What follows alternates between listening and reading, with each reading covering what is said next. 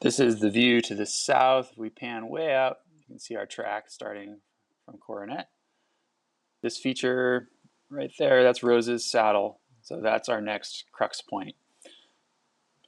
We're hoping to come in over this spine on the north side of Mount Soho and get plenty of altitude to cross Rose's Saddle. During this time, the shade was visibly getting closer and closer, pushing in from the northwest.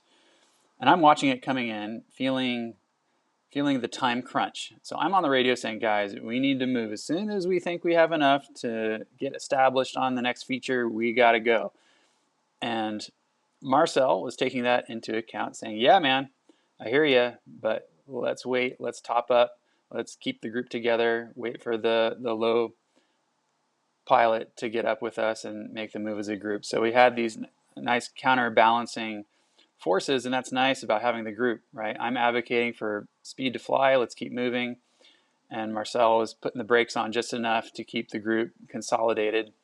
These next 15 minutes were the crux of the flight, because on one hand, we're heading into this tricky crux, which is getting over the saddle, Rose's Saddle, and if we don't make it, then we have a long walk back out to Glendu Bay and then hitching back to Wanaka and then back to Queenstown.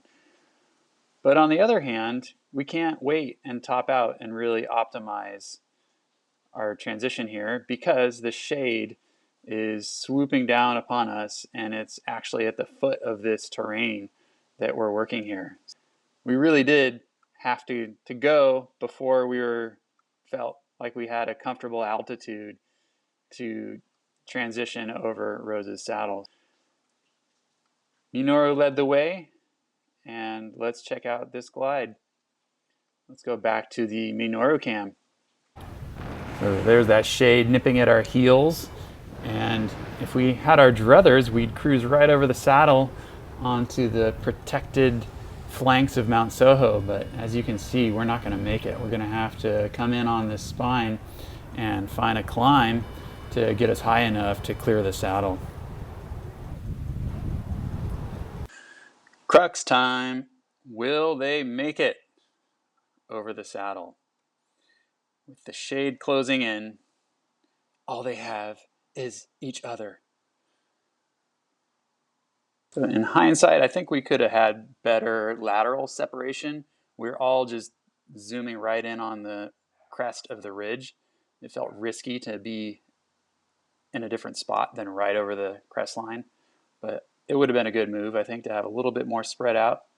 And Minoru gets the first nibble.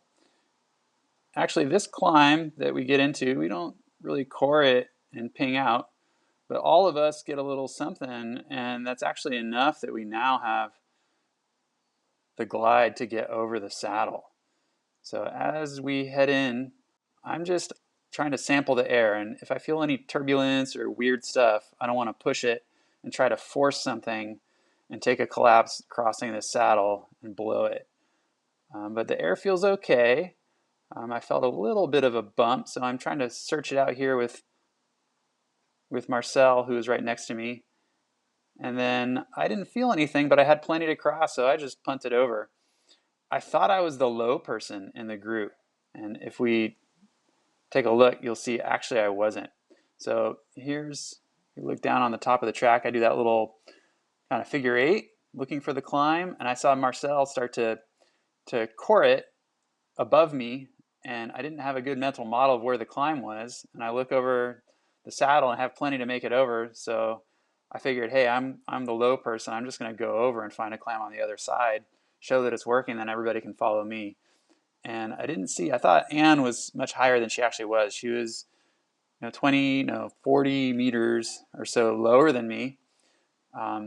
So by doing that move, by punting over the saddle, I did split the group. So that was a mistake.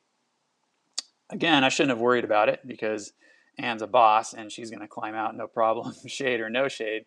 So we can speed it up and see how it plays out here.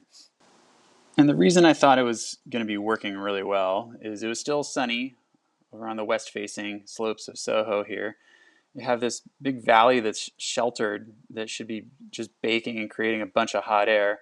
And if you look at the terrain, the ridgeline, it's pretty continuous. There's not a big venturi or a low spot that would allow this valley wind to break through, which was causing us so much trouble back at Knuckle and on the terrain before crossing Rose's Saddle.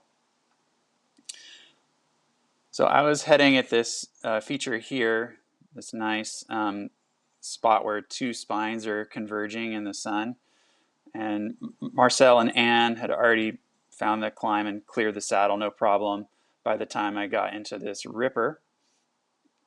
So they just pointed it at me and we mapped it out together. And then you can see, yeah, there's no more lee side weirdness. We're back to the west wind.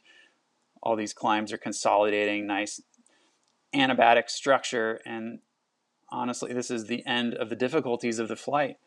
You know, we pinged out here, benched back to the top of Soho, and from there it was quite an easy glide all the way back to the front of Coronet, where the car park and the big landing field and the schools are, where we frolicked about for a while before landing together and going and getting some delicious Indian food.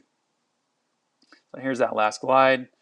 As soon as we saw that we were able to clear that front ridge, no problem, we bent off so we didn't bust the airspace and close the triangle. Okay, so we can zoom out and look at the whole course. And you can see, yeah, JK way up there out in Wanaka. Let's go check out his flight from where we parted ways and see how he did.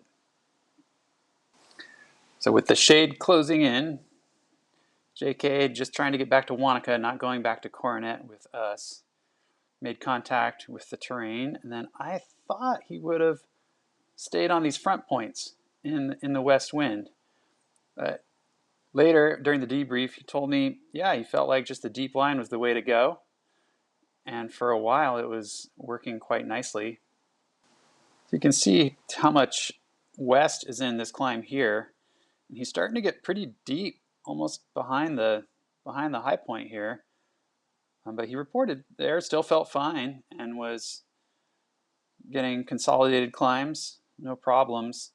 And he was so close to being able to peek over the edge of Roy's and have a nice glide down into Wanaka when, those of you familiar with the area will appreciate, he got nailed in some lee right here. There was some north mixed with the west, and he got drilled and flushed all the way down into the farmland here, where his lady was easily able to come get him, and it was a happy ending. I think they went for ice cream, maybe. So thanks for sharing your debrief with us, JK. I wish we could have all stuck together. Maybe we could have helped you avoid that flush cycle. Is there anything better in paragliding than landing at goal with your friends? Here comes Minoru. Minoru's always searching, always showing us the best air. And there's Anne in the yellow, our secret weapon for climbing. Such a joy to share thermals with her. And here comes Marcel. Marcel is calm. He's disciplined. He always knows where everybody's at and keeps the group together with his situational awareness. Sugoi. Nice landing. Here we're splicing in some JK footage from a different day, but for our Coronet flight, JK was happy to push the pace up front and make the moves and stick his neck out, but equally happy to shift gears and support the team when necessary. And that really is the balance that you need for successful team flying, knowing when to lead and when to follow. So great job, man. It can be tough to completely change your mindset around how you fly with other people. So one thing you can try is just grab a buddy and share this with them and say, hey, let's try to do this together, right? You don't have to say the words subservience to the flying organism. If you think that's going to freak out your friend, just say, hey, let's do a flight together and totally commit to flying it together. And that means if one person lands, the other person lands next to them. There's no continuing on. If somebody bombs out, everybody bombs out. And that can change your brain's thinking about all these micro decisions that you're making in the air. Once you've accepted that your fates are intertwined, then your brain will seek out solutions, right? Without me or anybody else telling you how to do it.